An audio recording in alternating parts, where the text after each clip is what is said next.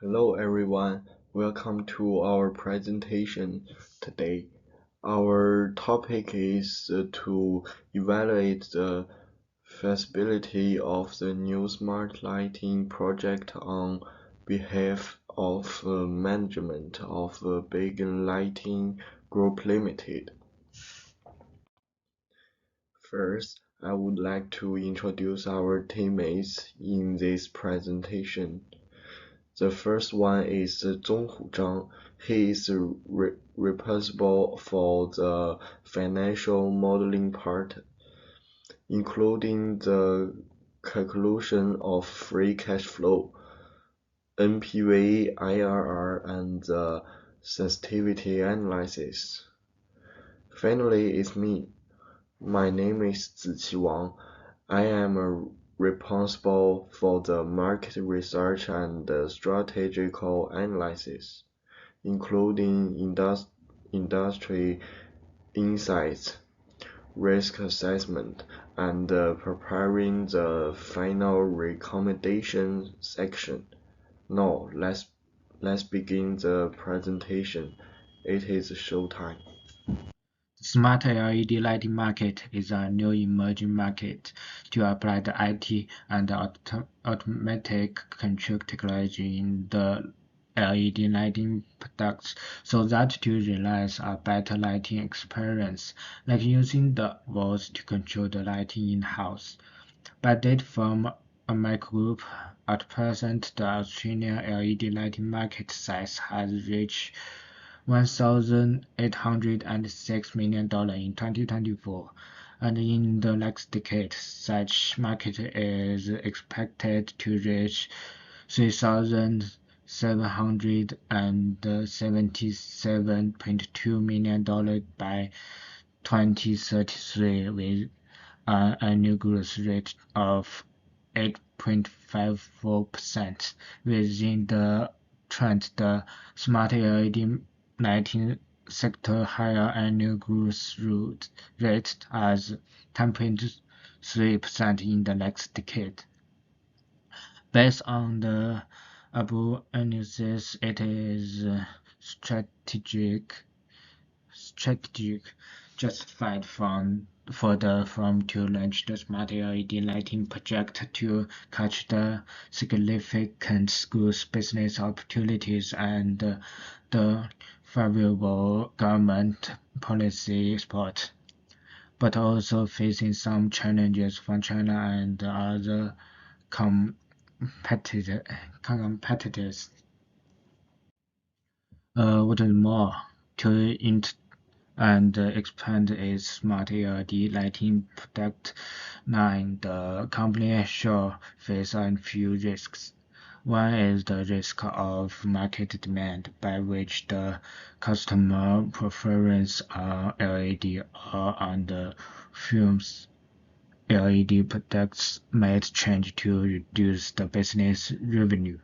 Second is the supply risk due to the international supply chain corruption by war or by political disputes to inflate the business cost and reduce the profit. Finally, the film might face the risk of tenant attraction and retain that it might have insufficient exports to manage and operate the business and fulfill the plan objectives. All those risks should be put with cautions by the management.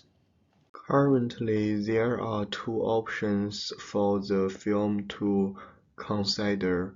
One is to conduct a self-production, which will require high capital investment but also realizing a higher return. The other is to conduct and outsource production, which will require less capital investment with lower return expectation. We will adopt the net present value and internal rate return approaches, which are two popular project evaluation approaches in the business practice.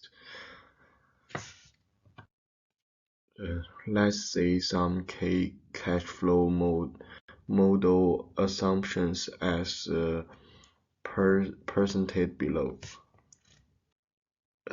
It is noticed that the cash has paid for the staff training and market research will not be included in the project cash flow, since they were sunk cost and will not change by the choice of options.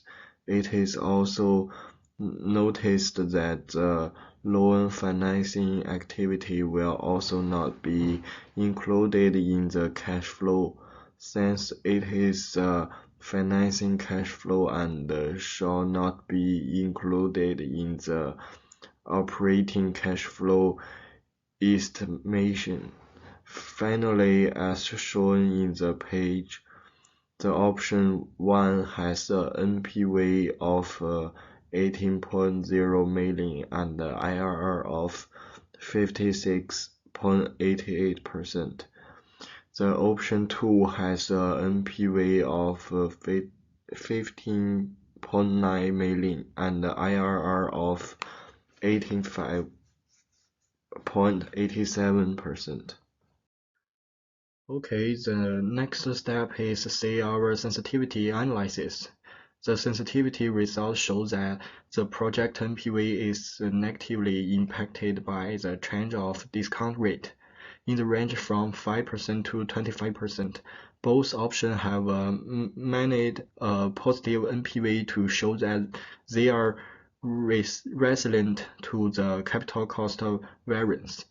Yet, it is also noted that option 1 is more competitive in the low capital cost environment ranging from 5% to 25%, with a higher NPV than that of option 2.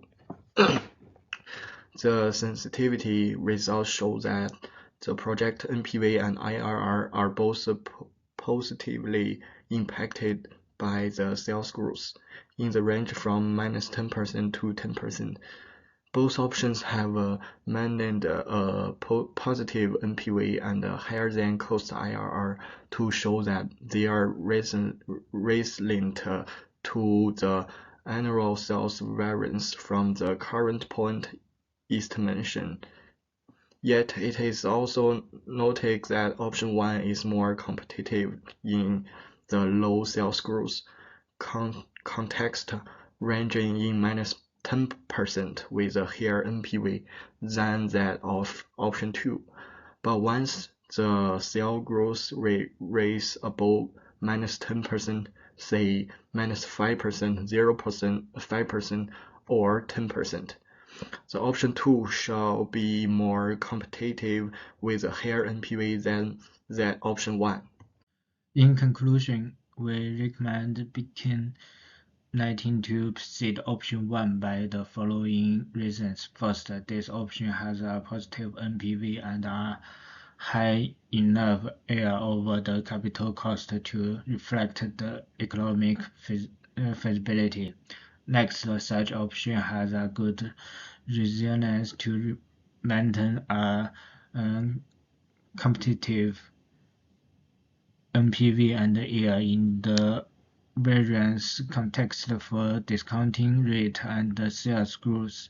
Finally, comparing to option 2, the option 1 has a better NPV in the point estimation to reflect a better economic reward, as well as a better NPV in the low financing cost and low sales growth context to reflect a good risk resilience.